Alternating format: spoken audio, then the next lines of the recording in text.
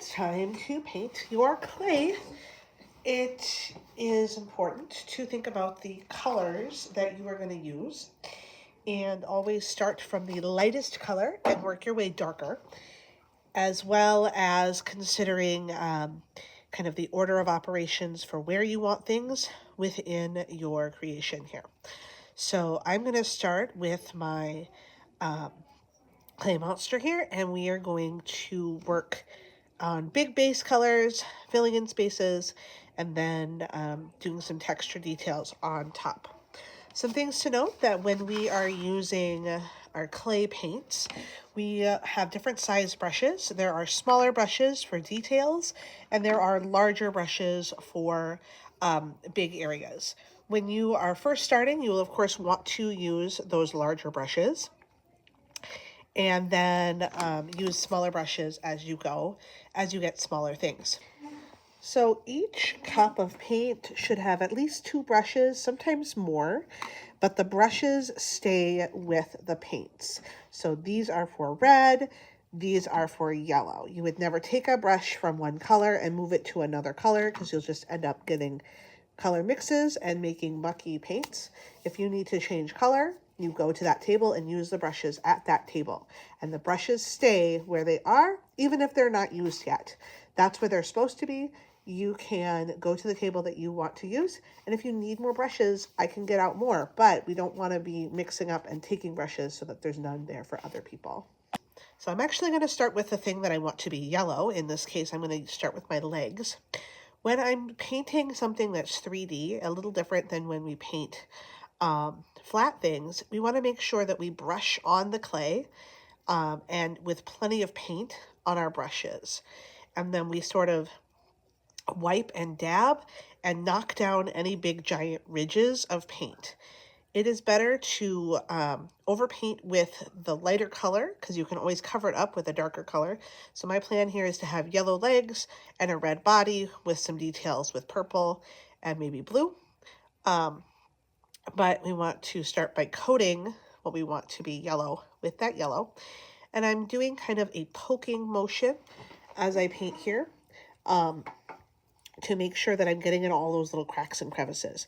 If I just paint on top quickly, you guys can see that that does not cover all of the texture of the clay because it is not a flat surface like paper is. I have to use a different kind of technique to make sure that I'm completely covering all of those spaces.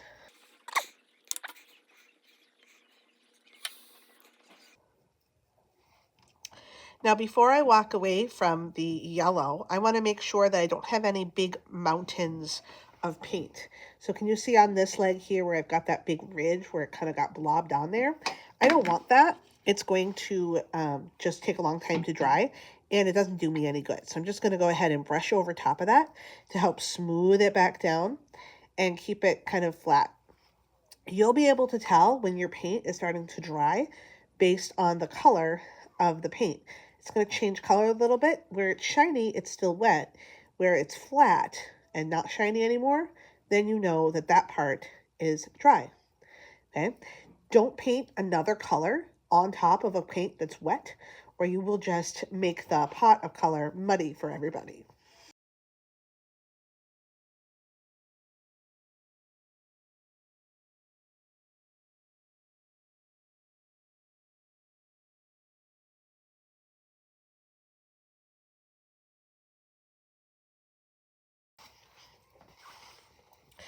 Here you'll notice I got some paint where I didn't want it. I want those teeth to be white.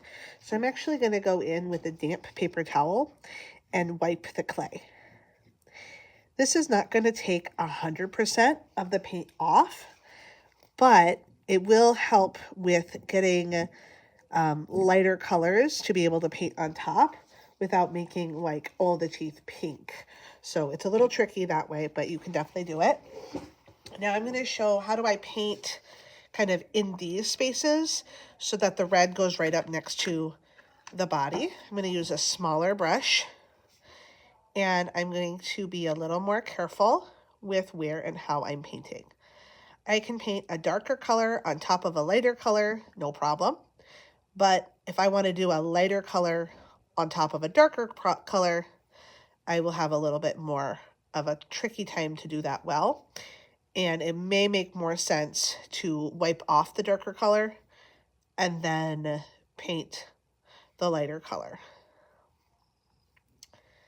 And in this case, it's not that important that I get red in between there. I don't see a way of doing that without messing it all up. So I'm just going to go ahead and get some yellow in there. Call that good.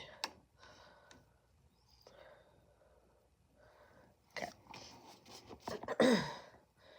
I'm going to let that dry. I'm going to help it dry by waving or blowing. I don't want to paint more color on the same area or in the same area until it's not shiny anymore.